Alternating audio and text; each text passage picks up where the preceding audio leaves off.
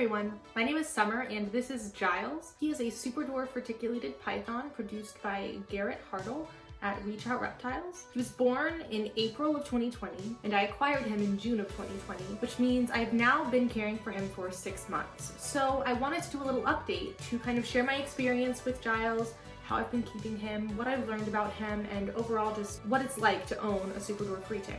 If you want to see the unboxing video that I did when I first got Giles, I'm going to put a card up so you can find it there. I'll start by telling you a little bit about how I've been caring for him. Giles lives in a 2x2x2 PVC enclosure that was made by Blackbox Cages. I will put a link to their website in the description. Super awesome. And I have it set up so that there are lots of different levels, lots of things for him to climb on. He has a shelf to kind of give just like a second floor to his cage. He also has a branch. He's got a ledge that he can climb on, and he also has a ladder type thing. It's really a tub perch. It was made by Specialty Enclosure Designs. I also have in there a sky hide, that's what I call it anyway. It's basically a Reptile Basics hide that has been mounted to the ceiling so he can go in there and be elevated while he's hiding if he so chooses. I've also got a pretty large water dish. If you watch Dave Kaufman's Reptile adventures, what are retics like in the wild and are we keeping them correctly? A lot of the wild retics that they found were situating themselves in trees above a water source, like a river or something. And so I've kind of tried to emulate that with this ladder over the water dish. Giles does swim. I will sometimes come in and he is in his water, or he is sitting somewhere else, but he's all totally wet, so I know that he's had a dip. I have this humid hide in there, so if he needs a higher humidity for whatever reason, he can go and get it. And I find that he tends to use this, weirdly enough, after he sheds. For about 1 to 2 days after he has completed his shed, he will just hang out in that humid hide. And I think it's interesting because we always associate, you know, like, oh, while they're shedding, like bump up the humidity, or like, you know, before they're about to shed, when they're in blue or whatever.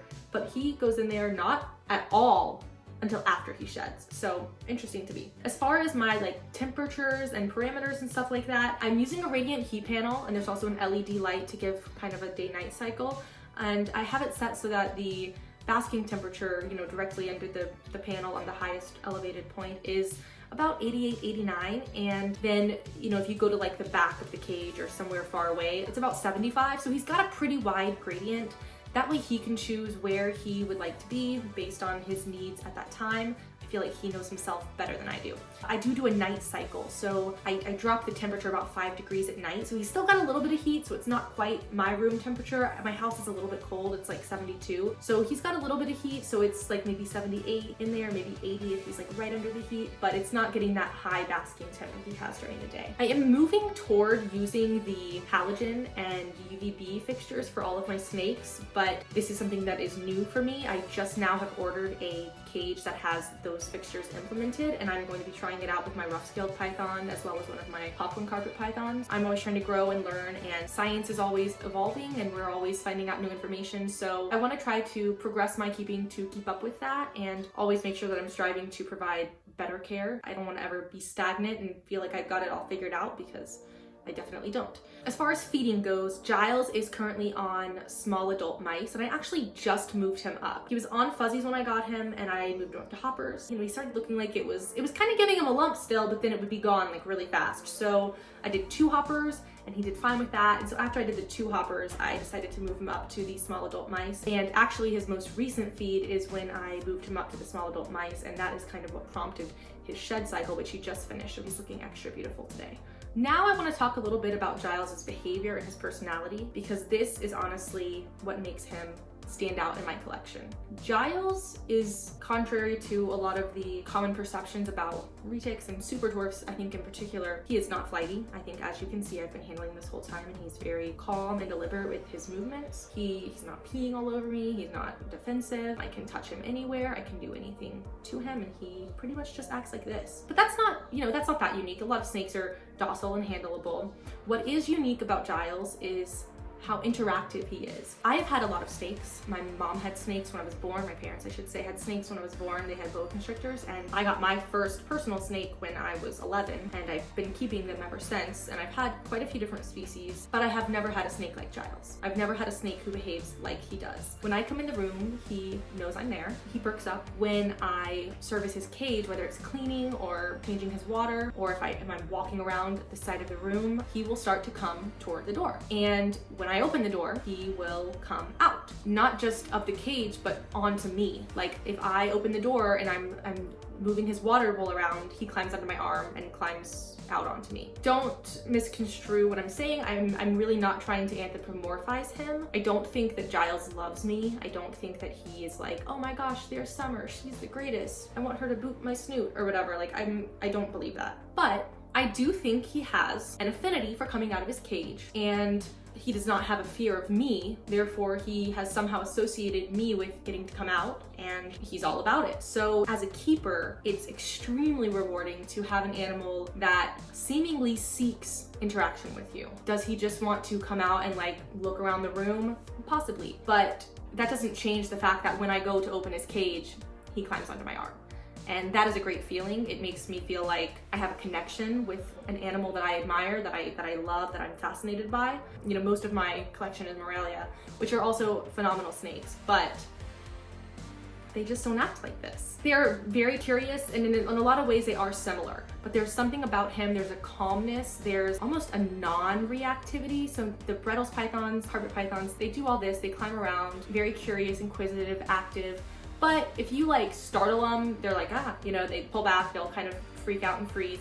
He just doesn't do it. A lot of people, I think, when they see Giles, I perpetuate it, I think, because I post a lot of pictures of him because I think he's cute. But I think people think like, oh, I work with him and I've habituated him to this. And the reason that he acts this way is because I've worked with him so much. But honestly, I can't take any credit for it. I honestly don't hold most of my animals that much. So I kind of prefer to not bother them. I love my animals, I love watching them, I love caring for them, but I don't want to stress them out. And I feel like 9 times out of 10, if you reach in a cage and grab a snake and get it out and hold it, even if it acts fine, it's still kind of like, you just like disrupted me. You know what I mean? Like I don't want to be like yanked out of my bedroom when I'm in the middle of doing something or taking a nap or whatever.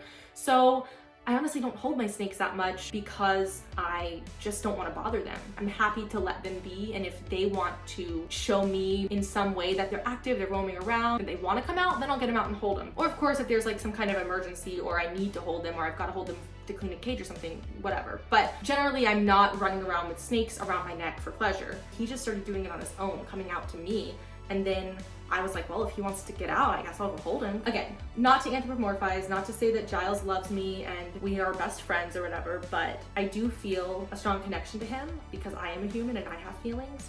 And his personality and behavior has allowed me to form that connection. So whether or not he has that connection with me is kind of irrelevant because I have the connection and I get so much joy out of working with him. It really, really makes keeping snakes worthwhile. I'm so excited to see how he matures and how he develops, how his behavior and his personality will grow and change over time. I hope that he remains this calm and docile and curious, and I hope that he just gets even more comfortable with me. So 6 months in, what do I think? I think that Superdwarf Retics are one of my favorite species of snakes. I would say if you are looking for a snake that is a decent size, has a great personality,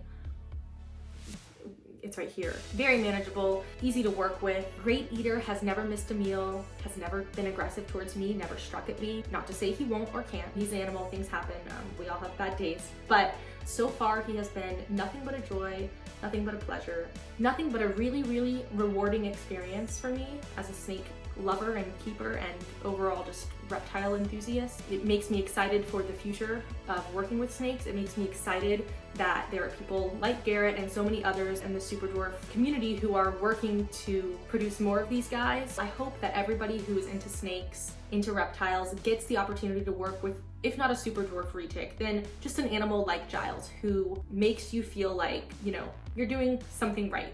You kind of picked the right path. Because sometimes I wake up and I think, oh my God, why do I have, you know, a room full of snakes in my house? Like, what is wrong with me? But then I go and I open Giles' cage to clean his water and he sticks his little head out at me and I'm like, you know what? Maybe there is a reason I'm doing this. So that's Giles. I hope you guys have enjoyed this video. I hope that it gives you a little clarity on what it's like to keep a Superdwarf, and if you have been on the fence about it, if you're not sure what the hype is about, if you're wondering how they act, how easy it is to care for them, I hope that that gave you some good information, and if you have any questions, please comment below. I'd be happy to answer them. If you want to see more of Giles, I'll probably try to do another update maybe in another 6 months, and I also have an Instagram at girlwithscales. And I post a lot of him as well as my other snakes, so if you like snakes, check it out, and I will see you guys next time.